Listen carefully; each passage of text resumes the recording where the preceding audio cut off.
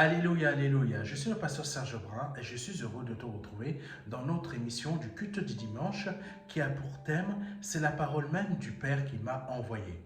Aujourd'hui, nous continuons sur la suite de notre émission de dimanche dernier qui avait pour thème « Tombeau blanchi ». Le Saint-Esprit a mis à mon cœur de continuer un nouvel épisode, mais sur cette lignée. Amen. Le cœur du Père a pour objectif de nous parler sur beaucoup de choses. Sur notre cœur en particulier. Amen. Sur notre cœur en particulier. Parce que notre cœur est... Beaucoup ne prennent pas cela en compte, mais notre cœur est beaucoup ballotté par beaucoup de choses. Beaucoup de choses. Nos propres désirs matériels qui sont dirigés vers des idolâtries.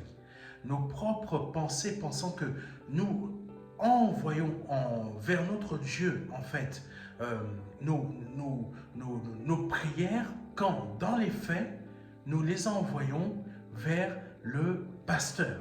Amen. Bon, nous allons voir beaucoup de choses aujourd'hui, mais laissons-nous conduire par le Saint-Esprit. Prenons Jean chapitre 14, versets 23 à 24. Jean chapitre 14, versets 23 à 24. Jésus lui répondit, « Si quelqu'un m'aime, il obéira à ma parole. » Vous comprenez? Tu comprends? Si quelqu'un m'aime, il obéira à ma parole. Comme je vous l'ai déjà expliqué sur d'autres émissions, en fait, l'obéissance de Dieu, ce n'est pas la même obéissance qu'on doit avoir envers un être humain. Par exemple, comme je l'avais dit dernièrement, par exemple, je prends cette pochette. Bon, veuillez m'excuser, hein, moi, je ne suis pas matérialiste. Je peux utiliser une pochette vraiment encore très longtemps et je vais la scotcher. Amen. Alléluia. Bon, là, l'obéissance à Dieu. Vous voyez, même là, c'est bien pété, mais je garde ça très longtemps. Là, l'obéissance à Dieu. L'obéissance à Dieu, c'est quoi? Par exemple, il y a la physique. La physique, c'est quoi? C'est tout simplement, par exemple, je vous le montre. Voilà. Ça, il y a l'attraction terrestre. Si je lâche cette pochette, elle tombe. Bon, elle est bien tombée, bien bas. Elle tombe. Qu'est-ce qu'elle fait? Elle obéit. Elle obéit à Dieu. Donc, la terre obéit aux lois que Dieu a créées, aux lois que Dieu a mis en place. Amen. Et là, quand le Seigneur il parle, juste au début de Jean chapitre 14, verset 23 à 24, au début du verset 23 à 24, Jésus lui répondit, « Si quelqu'un m'aime, est-ce que tu comprends? C'est très fort, hein? Si quelqu'un m'aime. Donc, si tu aimes Dieu, ce n'est pas juste des mots. Nous avons vu ça dernièrement déjà, une partie sur le thème de tombeau blanchi. Là, le Seigneur dit, si quelqu'un m'aime, il obéira à ma parole. Qu'est-ce qu'il fait? Il obéira à ma parole. Exactement de la même manière que là, la terre, tout ce que les lois que Dieu a créées, la création dans laquelle nous sommes, elle aime Dieu. Donc, qu'est-ce qu'elle fait? Elle produit les effets de ce que Dieu lui a ordonné de faire. C'est-à-dire quoi? Tu as vu mon téléphone, le protège du téléphone. Donc, quand j'ai lâché, ben, le protège téléphone est tombé. Ça veut dire quoi? Ça veut dire que là, il y a eu une obéissance de la création de Dieu. Ça veut dire tout simplement la physique, l'attraction terrestre a fait que cette pochette doit forcément tomber. Est-ce que tu comprends? Ça veut dire pour ce que tout ce que Dieu crée va dans la direction de ce que Dieu a créé. En gros, par exemple, le péché. Le péché ne va pas en direction de ce que Dieu a créé, parce qu'il va à l'opposé. Et qui a apporté le péché? Qui a créé le péché en réalité? Le péché a été créé par Satan. Beaucoup de personnes ne peuvent pas comprendre ce que je suis en train de dire. Le péché a été créé par Satan. Le péché a été créé par Lucifer, en gros, par sa désobéissance. Ça veut dire que quand Satan lui-même a décidé de sortir de l'obéissance, il est sorti de la vie de Dieu. En sortant de la vie de Dieu, il a été expulsé. Ça veut dire que c'est lui-même. Comment dire ça? Comment t'expliquer? C'est ses propres choix qui ont amené à ce que lui-même il soit expulsé. Amen. Maintenant, c'est lui-même aussi qui a convaincu l'être humain à désobéir à Dieu pour que l'être humain lui aussi fasse rentrer le péché dans cette création terrestre. Amen. Maintenant, quand on parle de l'obéissance, quand on parle du fait d'aimer Dieu, en fait, on parle d'obéissance. Pas de l'obéissance, fais comme ci, fais comme ça. Non, c'est une obéissance, c'est dans la... On t'a créé, je vais essayer de trouver les bons mots. Saint-Esprit, aide-moi. On t'a créé pour que tu puisses vivre. Est-ce que tu comprends? Dieu a créé l'être humain pour qu'il puisse vivre en liberté et éternellement. Est-ce que tu comprends? Dieu, voilà ce qu'il a fait. Donc, l'homme n'avait qu'à aimer Dieu dans cette direction de la création. C'est-à-dire quoi? S'éloigner du péché et vivre éternellement. Est-ce que tu comprends ce que je veux dire? En fait, l'homme était libre de toutes choses. L'homme était libre et il vivait librement. Il n'était pas contenu sous une domination. Dieu a fait une création pour que l'homme soit dans une vie normale. Dans une vie normale, c'est-à-dire la vie de Dieu. C'est-à-dire sans problème de santé, sans manquer de nourriture, sans souffrance, mais continuer à vivre éternellement. Physiquement, mais éternellement. J'ai vu dernièrement un documentaire sur des recherches de personnes, de personnalités scientifiques qui ont découvert qu'en fait, l'être humain a été créé pour vivre éternellement. Ils l'ont découvert. Et ils l'ont découvert. Mais ils ne comprennent pas pourquoi l'homme meurt. Est-ce que tu comprends? Est-ce que tu comprends ce que je suis en train de dire? Ils ont découvert que l'homme, les cellules de nos corps sont capables de se renouveler indéfiniment, sans vieillir. Et ils ont découvert cela. Mais ils ne comprennent pas pourquoi nos cellules vieillissent quand même. C'est à cause du péché. C'est à cause du péché. Ils ont compris cette obéissance que nos cellules doivent avoir envers Dieu, c'est-à-dire l'éternité, mais à cause du péché, nos cellules ne peuvent pas obéir à Dieu. Est-ce que tu comprends? À cause du péché, les cellules de ton corps ne peuvent pas obéir à Dieu parce qu'il y a un blocage dans ces cellules, quelque chose, une connexion qui a été cassée, quelque chose qui a été brisé. Là, on parle de l'esprit de vie de l'Éternel qui est éternel. Amen. Tu comprends? Donc, cet esprit de vie n'est plus en nous comme c'était le cas dès le début de la création d'Adam et de Ève. Maintenant, quelque chose bloque et empêche ces cellules de nos corps de vivre éternellement. C'est pour cela qu'elles sont soumises à toutes sortes de maladies, de virus, de toute attaque à cause du péché. Est-ce que tu comprends ce que je veux dire? Donc aujourd'hui, l'obéissance que toi tu penses avoir dans le sens où je dois donner la dîme parce que c'est une obéissance, ce n'est pas ça. Ce n'est pas ça. La dîme, tu la donnes parce que tu aimes Dieu. Dans le sens où je veux remercier mon Dieu. Comment dire ça? Aucun d'entre nous, on est capable de savoir comment remercier Dieu. Mais on fait avec nos moyens. Seigneur, je veux bénir telle œuvre parce que tout simplement, je veux te remercier de ce que tu produis dans ma vie. Voilà, c'est on remercie avec nos capacités humaines, mais ce n'est pas une obéissance de donner la dîme ou l'offrande. Est-ce que tu comprends? L'obéissance, c'est de suivre la règle pour laquelle tu as été créé. Et là, en tant qu'être humain, tu ne peux plus suivre cette règle parce que tout simplement, tu as été soumis au péché par un être supérieur qui est céleste.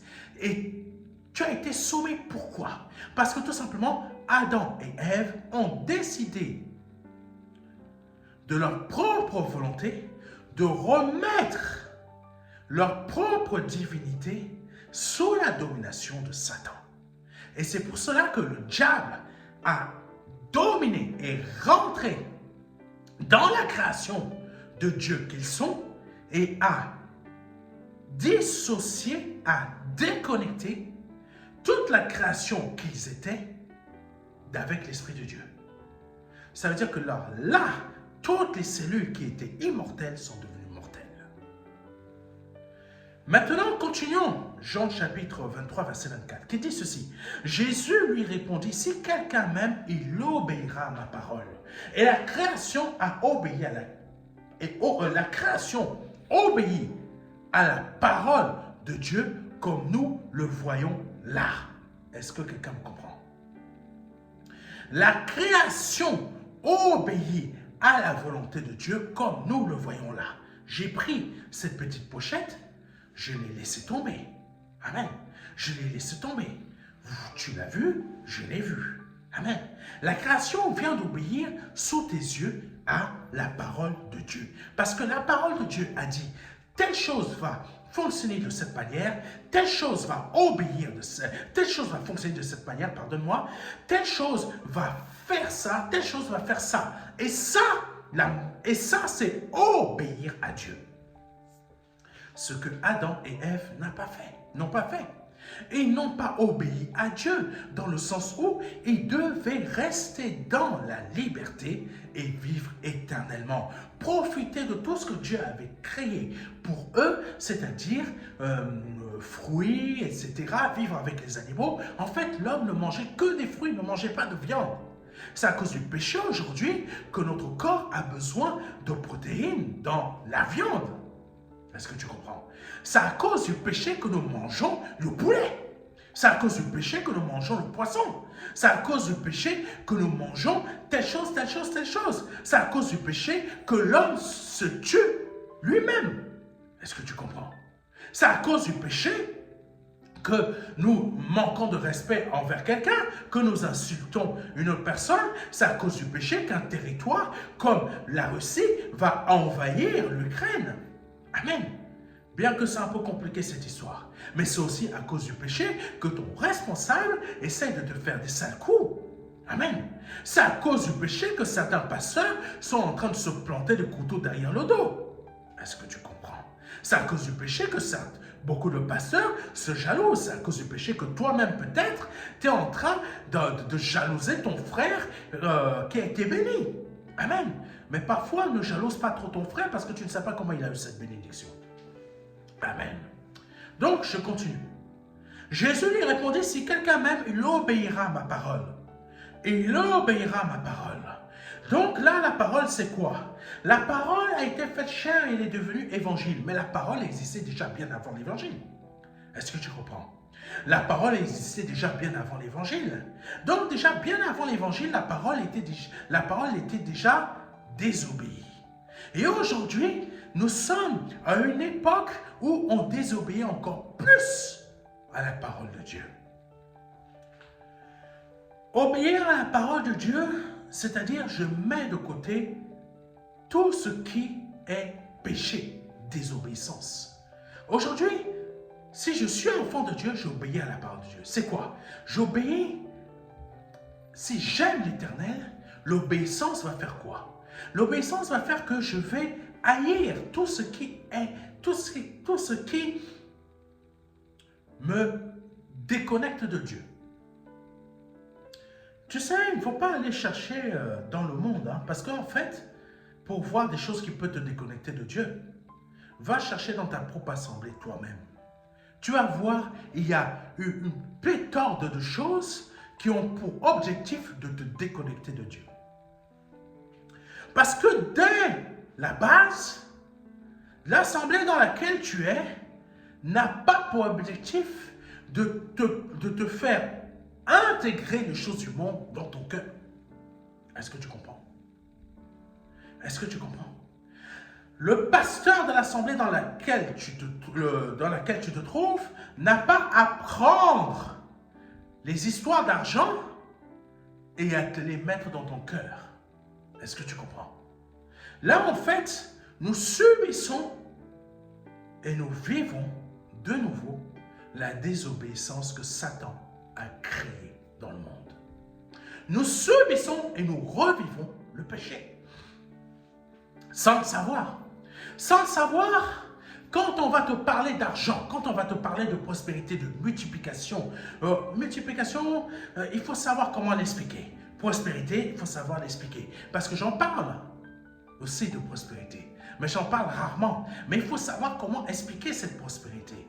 Parce que cette prospérité, ce n'est pas un évangile de prospérité. Est-ce que tu comprends? C'est encore autre chose. Parce que la prospérité dont je te parle est une prospérité spirituelle. Pas une prospérité matérielle. Et là, on va te parler de la prospérité matérielle afin de t'emmener à adorer à nouveau ce que tu ne devais pas adorer. Plus adorer. Amen. Là, on doit te pousser à chercher ce qui est de Dieu et non chercher à ce qui vient du diable, du monde. Parce que le Seigneur, quand il a prié avant de partir, il a dit, Père, je te demande de les garder du monde, de ne pas les en sortir, mais de les garder. Qu'est-ce que cela veut dire? Qu'est-ce que cela veut dire? Ça veut dire tout simplement que garde-les de la pensée du monde. Garde-les de la pensée de la prospérité, de la multiplication et de toutes ces choses de vouloir réussir dans le monde comme ceux qui sont dans le monde. Est-ce que tu comprends? Est-ce que tu savais qu'il y a beaucoup de personnes qui se sont données à Jésus-Christ, qui sont passées par les eaux du baptême et qui acceptent certaines conditions de ce monde pour avoir de la prospérité? Est-ce que tu es au courant de cela? Ah non, tu n'es pas au courant. Est-ce que tu sais que certaines personnes qui sont censées être chrétiennes acceptent de coucher pour avoir des promotions? Est-ce que tu le sais? Tu ne le sais pas. Mais malheureusement, ça se produit. Est-ce que tu le sais que beaucoup de personnes qui sont dans des assemblées chrétiennes évangéliques ici en France travaillent pour des assurances, travaillent pour des banques, travaillent pour des sociétés et qui savent qu'ils mentent pour gagner leur argent, mais ils mentent et continuent à mentir volontairement pour gagner leur argent parce que tout simplement, le pasteur, l'assemblée, les amène à prospérer financièrement et à multiplier financièrement afin d'avoir quoi? Afin de devenir propriétaire de leur maison. Qu'est-ce que c'est que cette pensée? Cette pensée, c'est la pensée du monde. Et là, nous tombons sous le coup de la chose suivante. C'est que nous n'obéissons plus à Dieu. Je ne dis pas qu'il ne faut pas avoir une maison. Je ne dis pas ça. Je dis simplement que tu dois chercher à prospérer spirituellement, multiplier spirituellement, à rechercher cette richesse qui est aimer Dieu, qui va t'emmener à son obéissance et lui va créer en toi l'intelligence pour pouvoir trouver le bon travail dans lequel tu seras assez fort pour pouvoir dire non à certaines choses qui voudront t'emmener à la désobéissance. Et même démissionner si on t'emmène à vouloir désobéir à Dieu. Parce que la parole de Dieu dit la chose suivante. Vaut mieux obéir à Dieu qu'aux hommes. On revient toujours à quoi? À l'amour. Amen. Donc Jean 14, verset 23 à 24 dit ceci. Jésus lui répondit. Si quelqu'un m'aime, il obéira à ma parole. Point. mon Père aussi l'aimera. Amen. Pourquoi le Père l'aimera? Le Père l'aimera parce que le Fils, donc je parle de toi et de moi, je parle de celui qui s'est donné à Jésus-Christ, donc cette personne-là, le Père, mon Père aussi l'aimera. Pourquoi le Père aussi l'aimera? Parce que cette personne-là aura aimé le Seigneur dans le sens où il l'obéira.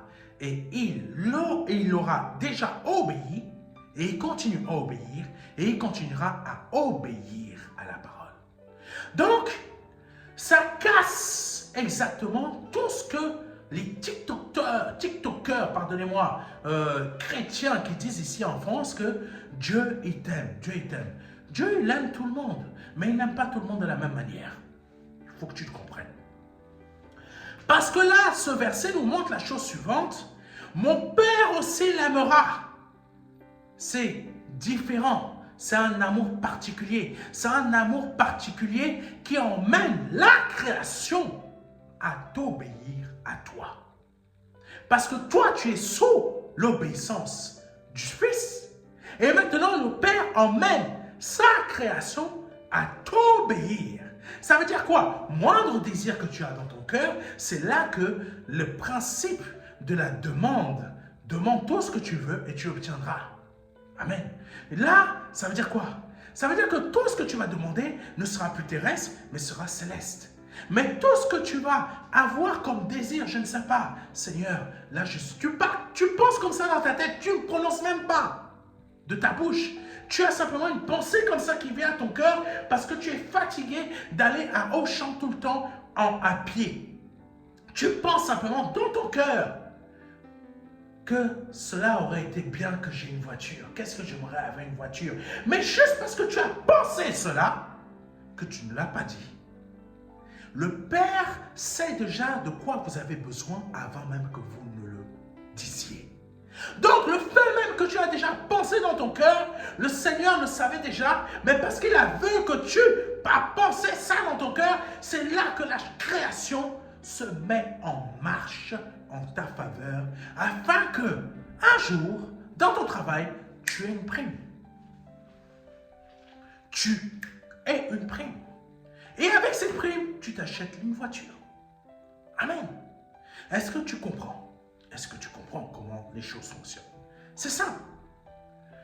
Donc, le Père aime celui qui obéit, qui montre son amour dans le sens où je suis enfant de Dieu. Je suis enfant de Dieu. Qu'est-ce que je fais? Je ne fais que vivre dans ce que Dieu m'a créé. C'est-à-dire quoi? Je suis dans la liberté maintenant. Je ne me soumets pas au péché du monde. Et dans l'assemblée, je prends ce qui est bon et je laisse tout le reste. Je laisse tout le reste de ce qu'on va m'apporter dans mes oreilles, dans le sens où va chercher un très bon travail, va chercher ça et apporte-nous des très bonnes dîmes. Je chasse tout ça de mon cœur. Je prends que ce qui est bon. Amen. Est-ce que tu comprends? L'obéissance t'emmène à suivre ce que Dieu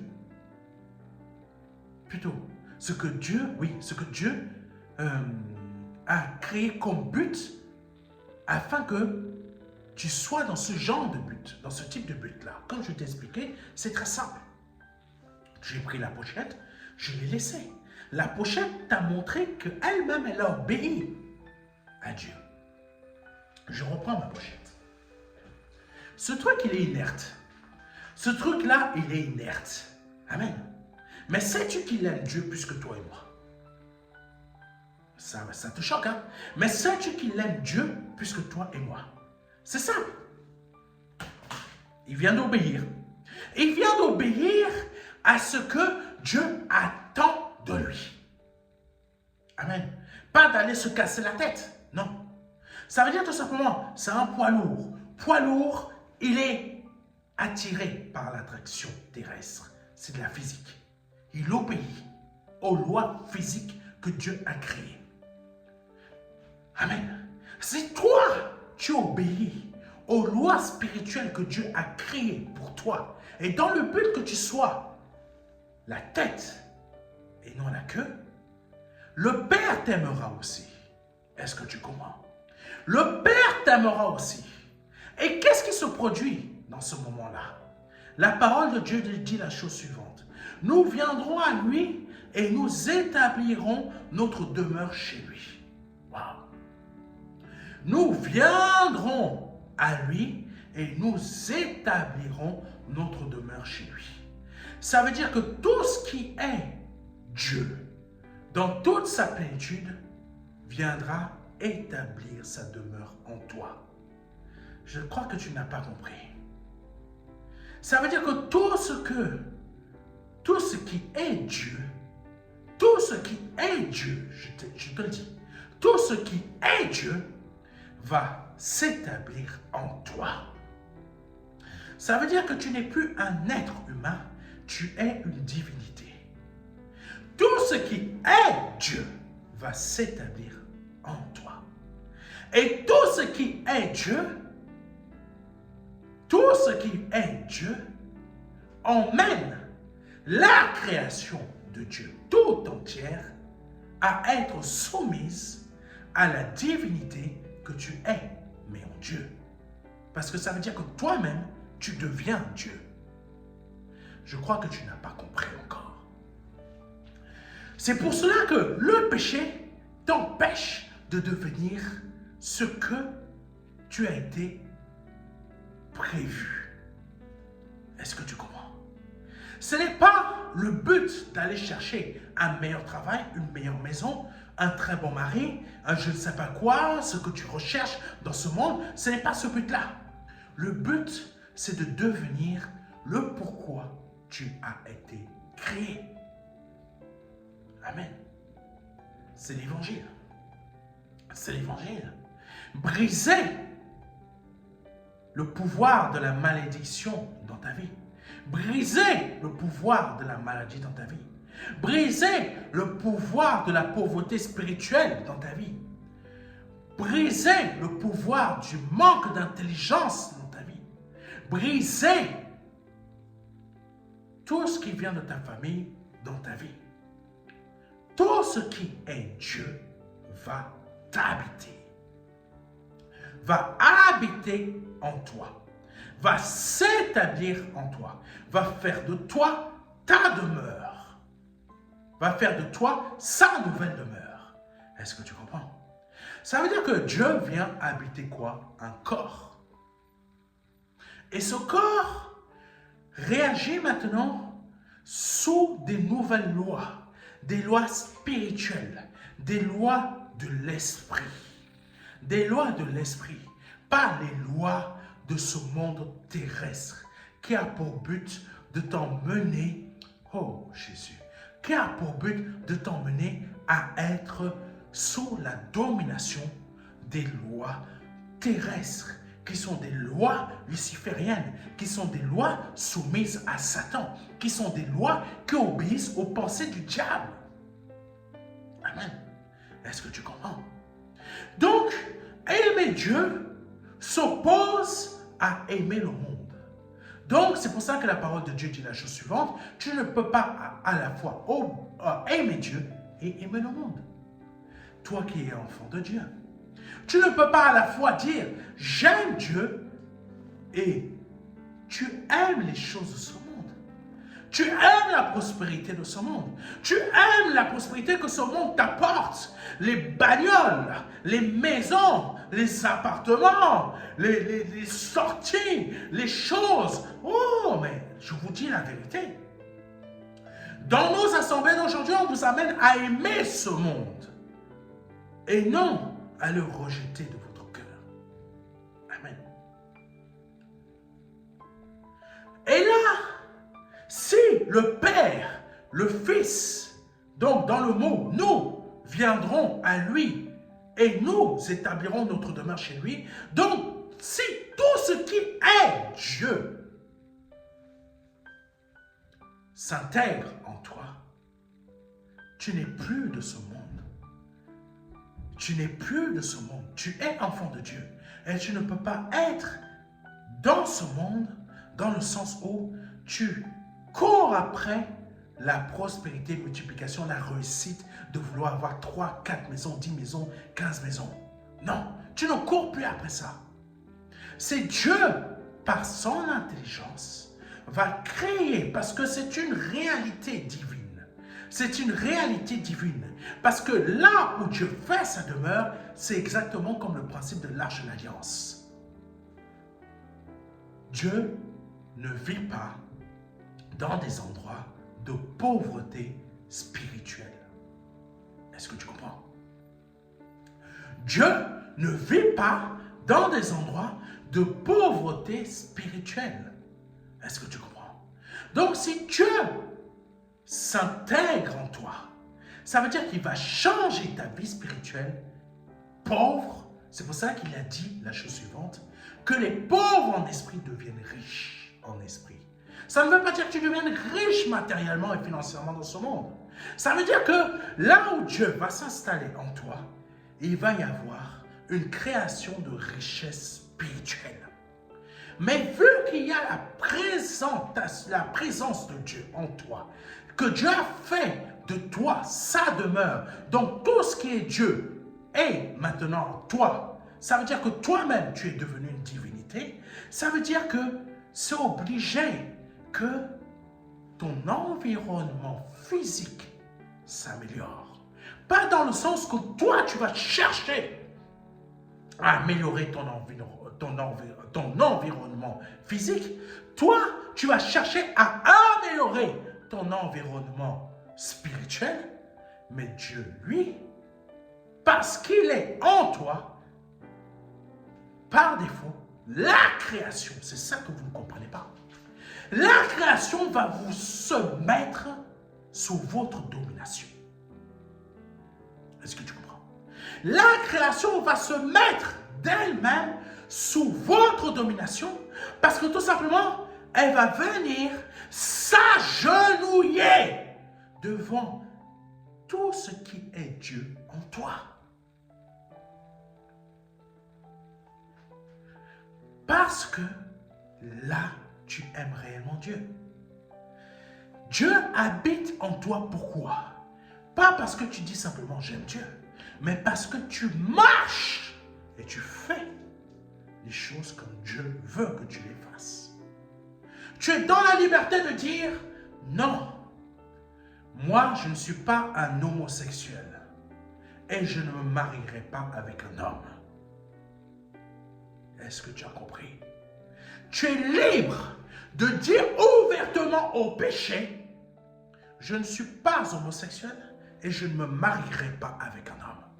Dieu, tout ce qui est Dieu en toi, te rend libre de dire à cette autorité satanique de ce monde, moi, je ne suis pas homosexuel et je ne me marierai pas avec un homme. Amen. Tu es libre et tu vis ta liberté. Tu es libre et tu vis ta liberté. Tu prospères spirituellement dans ta liberté. Et ta vie, Dieu la bénit. Continuons. Comme je l'ai dit, mon Père aussi l'aimera. Nous viendrons à lui et nous établirons notre demeure chez lui. Mais, là, il y a toujours un mais. Mais celui qui ne m'aime pas, écoutez bien, mais celui qui ne m'aime pas, ne met pas mes paroles en pratique. Mais celui qui ne m'aime pas, ne met pas mes paroles en pratique. Amen. Mais celui qui ne m'aime pas, est-ce que tu comprends? Le Seigneur dit, celui qui ne m'aime pas, et il ne met pas mes paroles en pratique. Je te répète parce que ça a du mal à rentrer dans tes oreilles. C'est fou comme ici en France. Dernièrement, il y a une personne, une tiktokeuse qui a fait une vidéo, qui a dit une chose, je ne sais plus quoi, oui, que Dieu sauve tout le monde, que Dieu t'a sauvé, ça y est, c'est fini, t'es sauvé. Voilà comment ici en France, on vous dit les choses. C'est vrai, tu passes par les eaux du baptême, tu es sauvé. Mais ce que beaucoup d'entre nous on oublie, c'est celui qui persévère jusqu'à la mort. Ça veut dire que tu es sauvé, oui. Mais si tu ne persévères pas, ça veut dire quoi? Si tu n'obéis pas, tu ne montres pas ton amour envers le Père et le Fils. Ce n'est pas parce que tu es passé par les eaux du baptême que ça y est, c'est plié, je suis sauvé, je peux faire tout ce que je veux maintenant. Parce que la chose suivante, je vous dis exactement ce que c'est...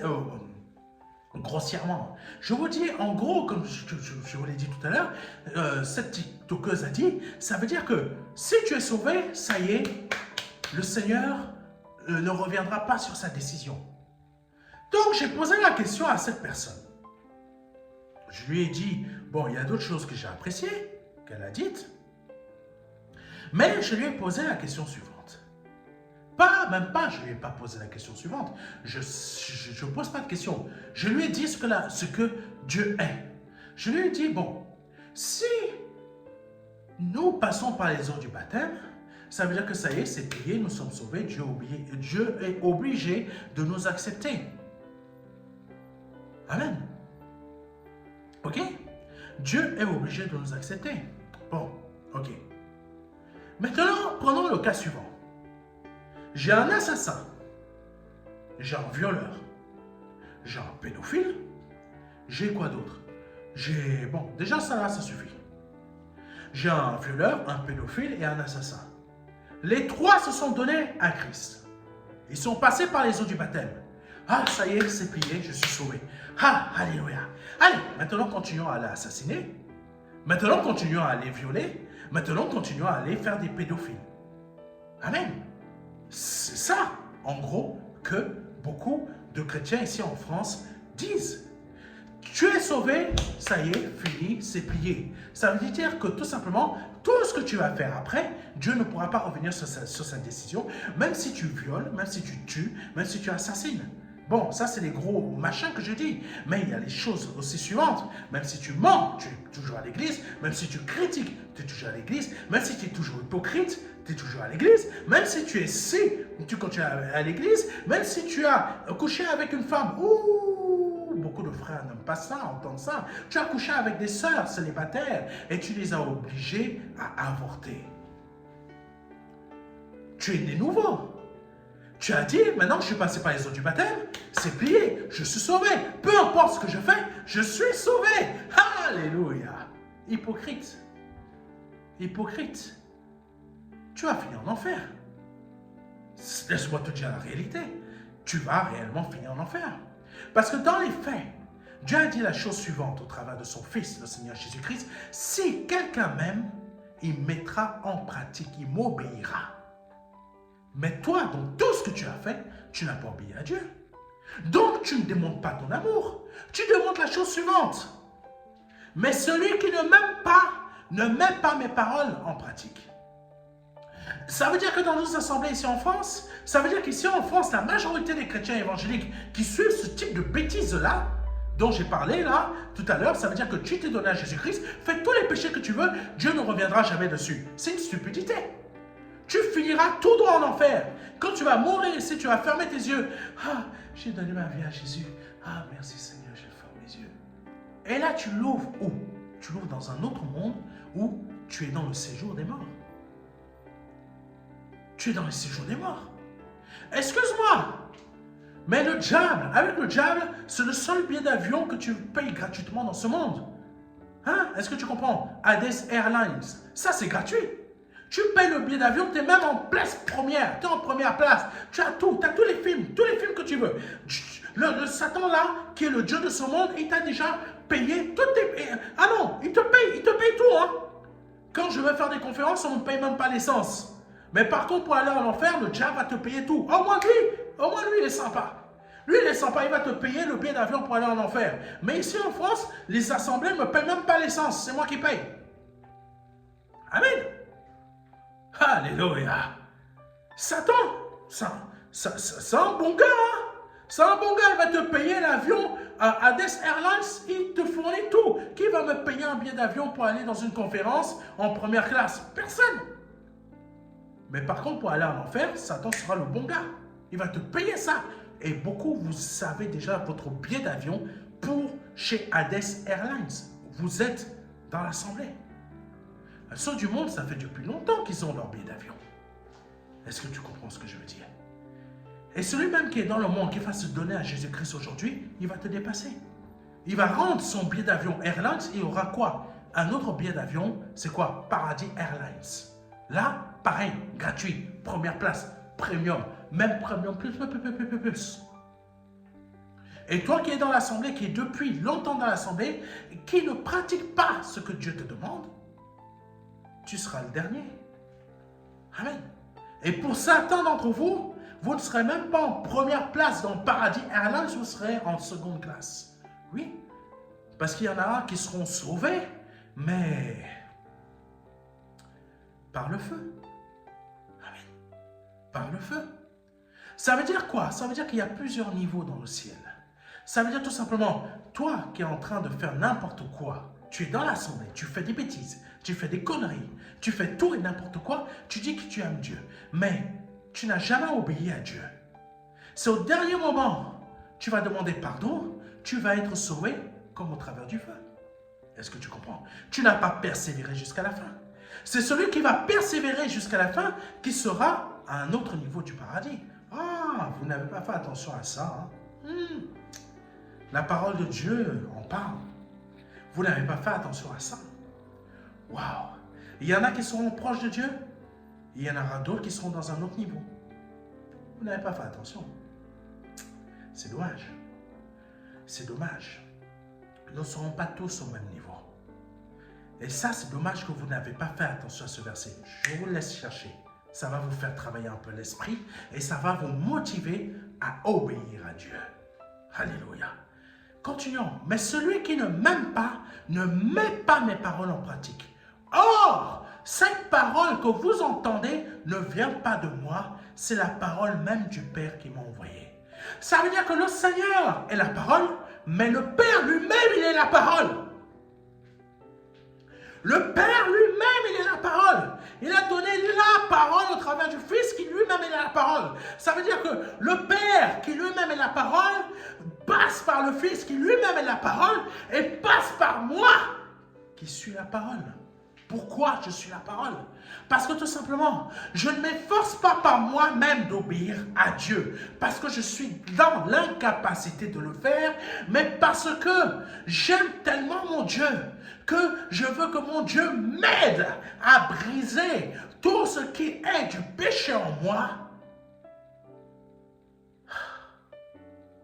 Tout ce que le Saint-Esprit met à mon cœur pour montrer cet amour, j'obéis. J'obéis.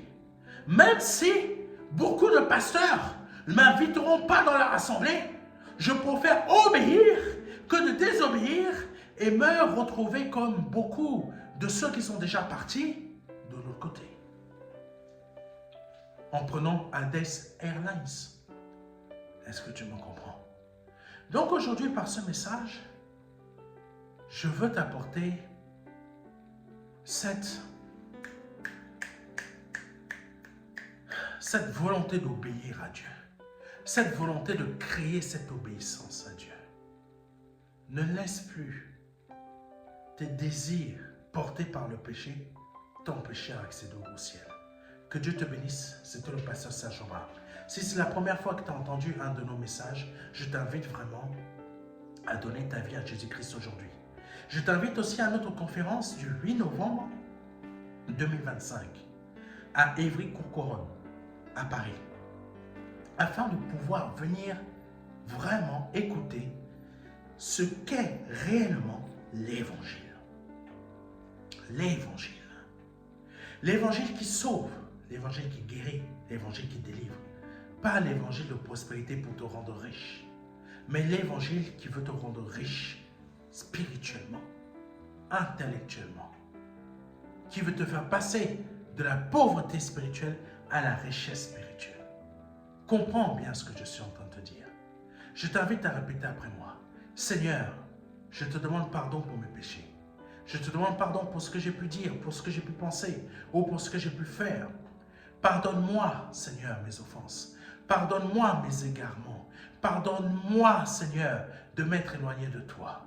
Je confesse tous mes péchés devant toi. Je reconnais que tu es Dieu, que tu es le Fils du Dieu vivant, que tu es mort à la croix pour moi et que tu as versé ton sang précieux et saint à la croix pour moi. Et par ton sang, je suis lavé de tous mes péchés. Par ton sang, je change de pensée, je change de manière d'agir. Maintenant, je rentre dans une nouvelle dimension. Par le nom de Jésus-Christ. Si tu viens de répéter cela après moi, envoie-nous rapidement un mail à contact@ministère-de-la-réconciliation.fr afin que nous puissions te faire parvenir le livret Les 4 marches qui va t'aider dans ta conversion. Et comme je te l'ai dit, je t'invite à notre conférence du 8 mai 2025 à la communauté MIF qui nous reçoit dans leur assemblée du pasteur Thomas Chia et de maman Christine Chia. Donc je t'invite dans cette assemblée à assister à cette conférence où le Seigneur va t'apporter quelque chose de très grand au travers de ce qu'il a mis dans mon cœur pour toi. Que Dieu te bénisse. C'était le pasteur Serge Amar.